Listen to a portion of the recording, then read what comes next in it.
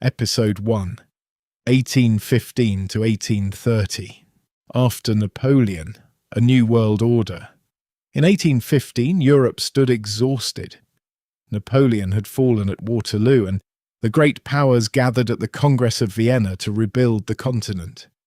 Kings returned to their thrones, borders were redrawn, and old empires tried to restore control. But the world had changed. Ideas of liberty, nationalism, and revolution could not be buried. Greece rose against Ottoman rule. Belgium fought for independence. In Russia, young officers challenged the Tsar in the Decembrist Revolt. Across the Atlantic, the United States declared the Monroe Doctrine, warning Europe not to interfere. In the Americas, the age of Napoleon was over, but the 19th century had begun with a question. Could old empires survive in a world awakened by revolution? Episode 2, 1830 to 1850, Empire meets resistance. By the 1830s, industrial power was changing the balance of the world. Britain's factories, ships, and armies gave it enormous reach. In China, conflict over trade and opium led to the First Opium War. China's defeat forced the Treaty of Nanjing, opening treaty ports and handing Hong Kong to Britain. In Europe, hunger and anger spread. The Irish potato famine devastated Ireland, while the revolutions of 1848 shook France, Germany, Austria, and Italy.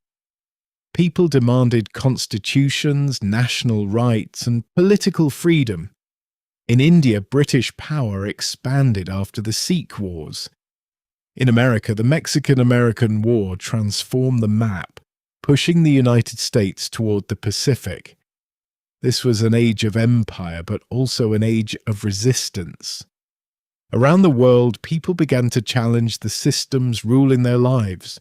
Episode 3, 1850 to 1865, Rebellion and Civil War. The middle of the century brought fire. In China, the Taiping Rebellion became one of the deadliest conflicts in human history, tearing the Qing Empire apart from within. In Japan, American ships under Commodore Perry arrived in 1853, forcing the country to open after centuries of isolation. Russia entered the Crimean War and discovered how far it had fallen behind Europe's modern armies. Soon after, Tsar Alexander II abolished serfdom, freeing millions, Tozmulubs leaving deep unrest unresolved. In India, rebellion erupted in 1857 against the British East India Company. After the uprising was crushed, Britain took direct control, beginning the British Raj. Across the ocean, the United States collapsed into civil war. The fight over slavery and union reshaped the nation.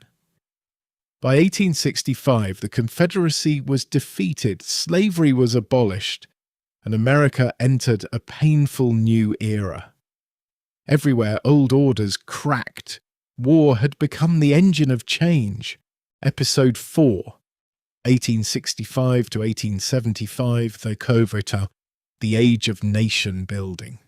After years of war, nations began to rebuild and redefine themselves. In Japan, the Meiji Restoration of 1868 ended the rule of the shogun and restored imperial authority. Japan began a rapid transformation, adopting modern industry, military systems, railways, and education. In Europe, Prussia defeated France in the Franco-Prussian War.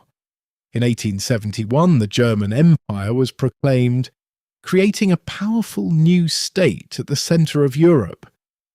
That same period saw Italian unification completed with Rome as its capital. Technology was shrinking the world. The Suez Canal opened in 1869, connecting Europe and Asia by sea.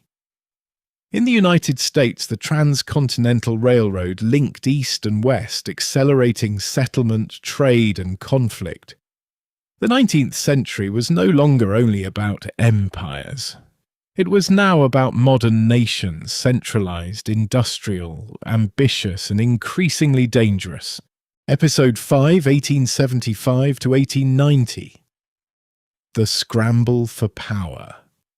By the late 19th century, empire became a race. European powers competed for territory, resources, and prestige. The Berlin Conference of 1884 and 1885 helped divide Africa among European empires, even though Africans themselves had no voice in the negotiations. Britain tightened its hold on India, and Queen Victoria was declared Empress of India. But Indian political consciousness was growing. In 1885, the Indian National Congress was founded, becoming a major force in the future struggle for independence. Japan continued its modernization. The Satsuma Rebellion of 1877 marked the end of the samurai's political power, and the Meiji Constitution of 1889 created a modern constitutional monarchy. Russia expanded its influence but remained unstable. The assassination of Tsar Alexander II in 1881 revealed the growing anger beneath imperial rule. This was the age of flags, colonies, armies, and maps. The great powers believed they were mastering the world, but they were also building rivalries that would one day explode. Episode 6, 1890 to 1900. Toward the modern century. As the 19th century neared its end, the world moved toward a new and unstable modern age. Japan shocked Asia by defeating China in the First Sino-Japanese War. The Treaty of Shimonoseki gave Japan, Taiwan, an influence over Korea, proving that Japan had become a major power. China struggled under foreign pressure and internal crisis. Reformers launched the 100 Days Reform in 1898, hoping to modernize the Qing Empire, but conservative forces crushed the movement. Soon after, the Boxer Rebellion erupted, fueled by anger against foreign influence. The United States also stepped onto the world stage. After the Spanish-American War of 1898, America gained influence over Puerto Rico, Guam, the Philippines, and Cuba. In Russia, Nicholas II became Tsar, inheriting an empire filled with poverty, unrest, and revolutionary pressure. Europe looked powerful, but beneath the surface, alliances and rivalries were hardening. By 1900, the modern world had arrived, industrial, imperial, nationalistic, and armed.